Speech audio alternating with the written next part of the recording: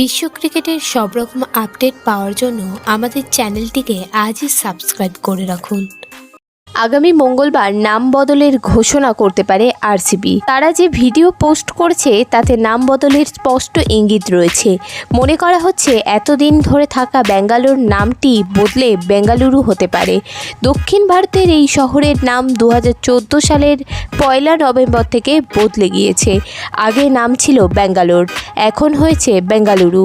কিন্তু 2008 সাল থেকে বিরাট কোহলিদের দলের নাম রয়্যাল চ্যালেঞ্জার্স ব্যাঙ্গালোর, যা এতদিন পর পাল্টে যাবে বলে মনে করা হচ্ছে। নতুন নাম হতে পারে রয়্যাল চ্যালেঞ্জার্স বেঙ্গালুরু। 22 মার্চ থেকে শুরু আইপিএল। প্রথম দিনে চেন্নাই সুপার কিংসের মুখোমুখি হবে আরসিবি। বিরাট কোহলি বনাম মহেন্দ্র সিং ধোনির ম্যাচ দেখার জন্য মুখিয়ে থাকবেন দর্শকেরা।